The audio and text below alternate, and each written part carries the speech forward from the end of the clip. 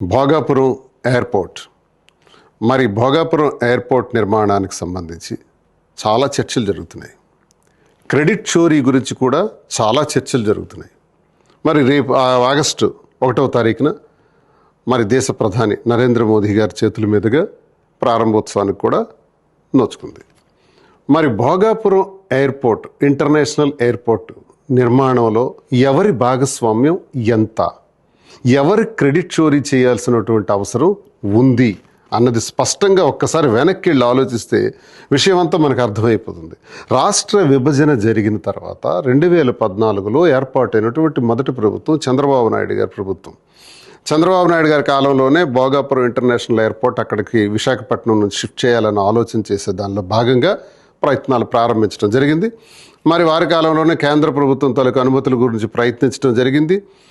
ఆ ప్రయత్నంలో భాగంగా మరి టెండర్స్ కూడా 2016లోనే ఇవ్వటం జరిగింది. ఎయిర్పోర్ట్స్ అథారిటీ ఆఫ్ ఇండియా వాళ్ళు ఈ టెండర్స్ని కైవసం చేసుకోవటం కూడా జరిగింది. మరి ఇంత జరిగిన తర్వాత ఎక్కడ బెడ్స్ కొట్టింది? వీళ్ళ ప్లాన్ ఏంటంటే ఎయిర్పోర్ట్ల నిర్మాణం జరిగిన, సీపోర్ట్ల నిర్మాణం జరిగిన ముందు ల్యాండ్ బ్యాంక్ చేస్తారు, భూసేకరణ చేస్తారు, అక్రమ భూసేకరణ, అనవసర భూసేకరణ చేస్తారు. ఈ ఎయిర్పోర్ట్ కంట 5,000 ఎకరాలు కావాలంట. 5,000 ఎకరాలు ఎయిర్పోర్ట్ పేరుతో సేకరించే దానిలో చంద్రబాబు నాయుడు గారు నిమగ్నం అయిపోయారు. అంటే 5,000 ఎకరాలు ఎప్పుడైతే ప్రయత్నించారో 5,000 ఎకరాలకు సంబంధించిన రైతులందరూ కూడా నిరసనలు తెలియజేశారు, ఇవ్వటానికి నిరాకరించారు, ఆఖరికి కోర్టులకు కూడా వెళ్ళారు. ఇవన్నీ కూడా సివిల్ మ్యాటర్స్ కింద మ్యాటర్ అంతా కూడా సబ్సిడీస్ అయిపోయింది. అంటే ఎయిర్పోర్ట్ నిర్మాణానికి పెట్టాల్సిన దృష్టి కన్నా ఎయిర్పోర్ట్ పేరుతో భూసేకరణ పైన ఎక్కువ దృష్టి సారించారు. కనుకనే ఇది ఫెయిల్ అయ్యింది. భూసేకరణ మీద ఉన్నటువంటి శ్రద్ధ ఎయిర్పోర్ట్ నిర్మాణం పైన ఆ ప్రభుత్వానికి, ఆ 2019 వరకు ఉన్నటువంటి ఆ ప్రభుత్వానికి ఎటువంటి యోచన లేదు. మరి టెండర్ కూడా క్యాన్సిల్ చేసిన తర్వాత రెండోసారి మళ్ళీ 2018లో టెండర్స్ ఇవ్వటం జరిగింది. అందులో జిఎంఆర్ వారికి ఆ టెండర్స్ కైవసం చేసుకోవటం జరిగింది. అయిపోయింది కదా పుణ్యకాలం. 2019 ఫిబ్రవరి 14న చంద్రబాబు నాయుడు గారు దిబ్బలపాలెం అన్నటువంటి వేరే ఒక గ్రామంలో శంకుస్థాపన చేసేసినారు. అంటే ఏంటి? ఇలాంటి శంకుస్థాపనల కోసం కొన్ని వేల శిలాఫలకాలు 2019లో వేయటం జరిగింది. అందులో భోగాపురం ఇంటర్నేషనల్ ఎయిర్పోర్ట్ కూడా ఓ శిలాఫలకం అయిపోయింది.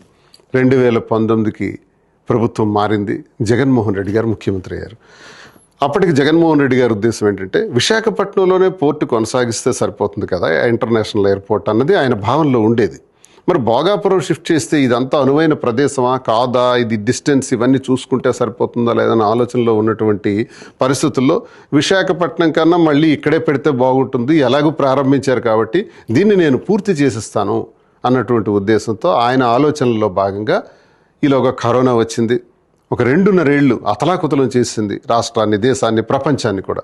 ఈ పరిస్థితుల్లో కూడా ఎక్కడా తగ్గకుండా వారి ప్రయత్నాలన్నీ చేయటం జరిగింది. ఏదైతే జిఎంఆర్ కంపెనీకి ఇచ్చినటువంటి టెండర్స్ ఉన్నాయో అదే కొనసాగిస్తూ ఆ ప్రాంతంలో జగన్మోహన్ రెడ్డి గారి ప్రభుత్వం వచ్చిన తర్వాత ఫస్ట్ వెంటనే ల్యాండ్ ఎక్విజిషన్, R&R ప్యాకేజెస్, ఎన్ఓసీలు ఇవ్వటం, సైట్ క్లియరెన్స్ ఇవ్వటం, భద్రతా అనుమతులు కూడా ఇవ్వటం, విద్యుత్ కానీ, ఇంటర్నల్ రోడ్స్ కానీ, నీరు కానీ, అలాగే ఏరోనాటికల్ సర్వీసెస్ ఇవన్నీ కూడా ముఖ్యంగా ఆర్థిక పరమైనటువంటి సమీకరణలు చేయటం.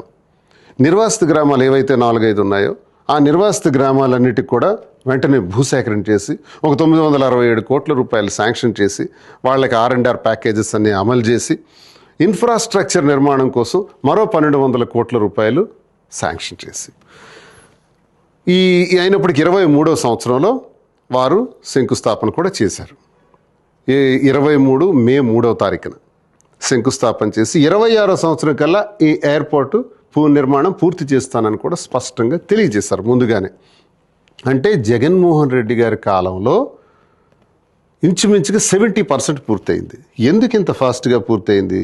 ఎందుకు చంద్రబాబు నాయుడు గారి కాలంలో పూర్తి కాలేదు?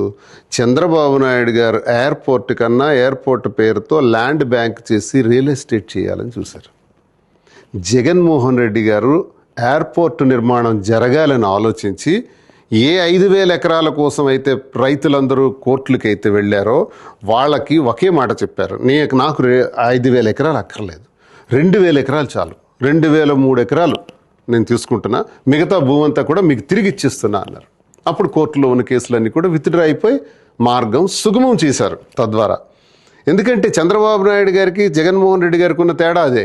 ఇక్కడ పోర్టు నిర్మాణం జరగాలి అన్నది జగన్మోహన్ రెడ్డి గారి ఉద్దేశం అయితే, ల్యాండ్ బ్యాంక్ జరగాలి, రియల్ ఎస్టేట్ వ్యాపారం చేయాలి పోర్టు తర్వాత అన్నది చంద్రబాబు నాయుడు గారి ఉద్దేశం. అందుకే ఆయన కాలంలో అది బెడిసి కొట్టింది ఆ ప్లాన్.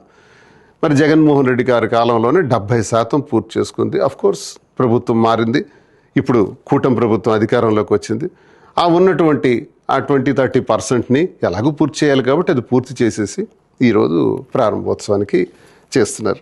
నేను అంటున్నాను, చంద్రబాబు నాయుడు గారి కాలంలో ఇప్పుడు పోర్టు నిర్మాణానికి అడుగులు పడ్డాయా, జగన్మోహన్ రెడ్డి గారి కాలంలో అడుగులు పడ్డాయా? స్పష్టంగా అర్థమవుతుంది కదా.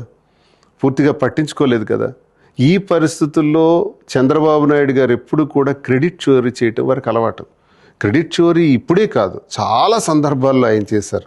నేనే ఐటీ సృష్టికర్తను, నేనే ఐటీని హైదరాబాద్ను తీసుకురావడానికి కారణం, హైదరాబాద్ నిర్మాణానికి నేనే కారణం అనే క్రెడిట్ చోరీ ఇదంతా కూడా. అసలు ఐటీని పండిట్ జవహర్లాల్ నెహ్రూ గారు ఆ 64 వరకు ప్రధానమంత్రిగా ఉన్న ఆఖరి రోజుల్లోనే కంప్యూటర్ అనేది ఇంట్రడక్షన్ అయిపోయింది. 70కి వచ్చేటప్పుడు కంప్యూటర్స్ ఆల్రెడీ ఎస్టాబ్లిష్ అవుతున్నాయి అప్పుడప్పుడే. ఆ తర్వాత రాజీవ్ గాంధీ గారు వచ్చి దానిపైన ఎక్కువ దృష్టి పెట్టారు. నేదురుమల్లి జనార్దన్ రెడ్డి గారి టైంలో హైదరాబాద్లో శంకుస్థాపనలు జరిగాయి. అప్పటికి ఇంకా చంద్రబాబు నాయుడు గారు చదువుకుంటున్నారు. వారు వచ్చినప్పటికి అప్పటికే కంప్యూటర్ అన్నది ఇంట్రడక్షన్ అయ్యి 5 సంవత్సరాలు అయిపోయింది. కానీ ఈరోజు ఏం జరుగుతుంది? హైదరాబాద్లో కంప్యూటర్ ఐటీ సెక్టర్ని అంతటిని కూడా తీసుకురావడానికి చంద్రబాబు నాయుడే కారణం అన్నది ఆ క్రెడిట్ చోరీ. ఎక్కడ పండిట్ జవహర్లాల్ నెహ్రూ గారి కాలం నుంచి ఆవిర్భవించినటువంటి కంప్యూటర్ సెక్టర్ని ఈయన ఘనతగా చోరీ చేశారు. చోరీ చేసి చెప్పుకుంటుంటారు. ఇప్పుడు జనరేషన్కి అర్థం కాదు, చంద్రబాబు నాయుడు ఐటీ సెక్టర్ అంతా తీసుకొచ్చాడు అనుకుంటారు అందరూ. కానీ ఇది చరిత్ర. ఇది ఒకసారి చరిత్రలోకి వెళ్తే తెలుస్తుంది. దీనికి ఎక్కువగా కృషి చేసింది రాజీవ్ గాంధీ గారు. ఇది మర్చిపోకూడదు. ఎన్నో విషయాల్లో ఆయన క్రెడిట్ చోరీ చేసినటువంటి చరిత్ర. జగన్మోహన్ రెడ్డి గారు నాకు తెలిసి అతను చెయ్యనిది నేను చేశానని చెప్పుకునే తత్వం ఎప్పుడు జగన్మోహన్ రెడ్డి గారిలో లేదు. ఆయన చేశారు, చిత్తశుద్ధిగా చేశారు. ఉత్తరాంధ్ర పైన ప్రత్యేకమైనటువంటి దృష్టి సారించినటువంటి మొట్టమొదటి ఆంధ్రప్రదేశ్ రాష్ట్ర ముఖ్యమంత్రి ఎవరంటే జగన్మోహన్ రెడ్డి గారు. ఎందుకంటే ఇక్కడ తరతరాలుగా ఉన్న కిడ్నీ వ్యాధుల గురించి ఆలోచించిన వ్యక్తి. 700 కోట్ల రూపాయలతో కిడ్నీ ఆసుపత్రి, రీసెర్చ్ సెంటర్, పాతపట్నం ఇక్కడికి 140 కిలోమీటర్ల దూరంలో ఉంటే త్రాగునీరు కోసం పెద్ద పైప్ లైన్స్ వేసి అందరికీ త్రాగునీరు ఇచ్చే కార్యక్రమం. ఇది నాకు తెలిసి మరో 40-50 సంవత్సరాలు కష్టపడినా ఇది జరిగే పని కాదు. కానీ కరోనా సమస్యల్లో కూడా 2 ఏళ్లలోనే ఇది పూర్తి చేసి కిడ్నీ సమస్యల్ని తరిమి కొట్టినటువంటి జగన్మోహన్ రెడ్డి గారు. అంతేకాదు 70 ఏళ్ల కాలం నుంచి భావనపాడు పోర్టు గురించి, సీ పోర్టు గురించి మాట్లాడుకుంటున్నాం శ్రీకాకుళం జిల్లాలో. అది ఎప్పుడు అభివృద్ధికి నోచుకోవాలి, అది ఎప్పుడు ప్రారంభం కాలా. కానీ జగన్మోహన్ రెడ్డి గారు వచ్చిన తర్వాత మూలపేట పోర్టు నిర్మాణానికి కూడా 2023 ఏప్రిల్ 19న శంకుస్థాపన చేస్తే అది నా చేతుల మీదే 70% పూర్తి చేయించారు జగన్మోహన్ రెడ్డి గారు. నేను స్వయంగా దగ్గరుండి పూర్తి చేయించాను. ఈ 25వ సంవత్సరం నాటికి ఆ పోర్టు ప్రారంభం కావాలి, ఎగుమతులు దిగుమతులు. ఈరోజు 26వ సంవత్సరం వచ్చింది, కానీ ప్రారంభం కావట్లేదు. ఎందుకంటే మళ్ళీ భూసేకరణ ప్రారంభిస్తున్నారు. భూసేకరణ ఎందుకు? పోర్టుకి 1200 ఎకరాల్లో మేము పూర్తి చేసేస్తున్నారు జగన్మోహన్ రెడ్డి గారు. భూసేకరణ అంతా జరిగిపోయింది, చాలు. ఆనాడు భావనపాడు సీ పోర్టుకు కూడా 15,000 ఎకరాలు కావాలి, లేకపోతే పోర్టు నిర్మాణం జరగదని చెప్పారు. దేశంలో ఏ పోర్టుకి 15,000 ఎకరాలు ఉంది? ఎక్కడ చూసినా 2,000 ఎకరాల లోపే సీ పోర్టులు ఉన్నాయి. అలాగే ఎయిర్పోర్ట్లు చూసుకున్నా 1800 ఎకరాలు, 1500 ఎకరాలు. ముంబై ఎయిర్పోర్ట్ కూడా 2000 ఎకరాల లోపే. మరి ఇక్కడ ఎందుకంటే 5,000 ఎకరాలు భోగాపురం ఇంటర్నేషనల్ ఎయిర్పోర్ట్ కోసం? అక్కడే ఆ భోగాపురం ఇంటర్నేషనల్ ఎయిర్పోర్ట్కి నష్టం జరిగింది. సకాలంలో ఇప్పటికే ప్రారంభించవలసినటువంటి పోర్టు చాలా లేట్ అవ్వడానికి ప్రధానమైనటువంటి కారణం. కాబట్టి జాగ్రత్తగా ఆలోచిస్తే చిత్తశుద్ధిగా పోర్టు నిర్మాణాన్ని పూర్తి చేయాలనుకున్నటువంటి వ్యక్తి జగన్మోహన్ రెడ్డి గారు. భోగాపురం ఇంటర్నేషనల్ ఎయిర్పోర్ట్ యొక్క క్రెడిట్ జగన్మోహన్ రెడ్డి గారికి వెళ్తుంది. అంతేకాదు ఉత్తరాంధ్రలో ఒక గొప్ప పేరును కూడా తెలుగువారి అందరికీ ఆరాధ్య దైవం, తెల్లదొరల గుండెల్లో నిద్రపోయినటువంటి వ్యక్తి, 7 సముద్రాల ఆవల ఉన్న మీ గుండెల్లో నిద్రపోతాను అని చెప్పినటువంటి వ్యక్తి, అలాంటి పోరాట యోధుడు. స్వతంత్ర పోరాట సమయంలో మరి తెల్లదొరలకు తన గుండె చూపించి రాజీకని రప్పించిన తర్వాత తుపాకులతో తూటాలతో కాల్చిస్తే ఆ శరీరం నుంచి వచ్చినటువంటి రక్తపు బొట్లతో నా శరీరం నుంచి కారే ప్రతి రక్త బొట్టు నుంచి కూడా వందలాది మంది నా అనుచరులు పుడతారు అని చెప్పినటువంటి ఉత్తరాంధ్ర మన్యం దొర అల్లూరి సీతారామరాజు. అల్లూరి సీతారామరాజు గారి పేరును కూడా అల్లూరి సీతారామరాజు ఇంటర్నేషనల్ ఎయిర్పోర్ట్ అని పేరు పెట్టిన వ్యక్తి కూడా జగన్మోహన్ రెడ్డి గారే. ఈ క్రెడిట్ కూడా జగన్మోహన్ రెడ్డి గారికి వెళ్తుంది. పొరపాటు నీ పేరు పెట్టకపోయింటే ఇంకే పేరు పెట్టుండేవారు. కానీ అదృష్టవశాత్తు ఉత్తరాంధ్రకే కాదు, ప్రతి తెలుగువాడికి, ప్రతి భారతీయుడికి గర్వకారణమైనటువంటి మన మన్యం దొర అల్లూరి సీతారామరాజు ఇంటర్నేషనల్ ఎయిర్పోర్ట్ అని పెట్టే క్రెడిట్ కూడా జగన్మోహన్ రెడ్డి గారిదే. మరి క్రెడిట్ చోరీ ఎవరిది? చంద్రబాబు నాయుడు గారిదే అన్నది స్పష్టంగా తెలుస్తుంది కదా. చరిత్ర అంటూ ఒకటి ఉంటుంది.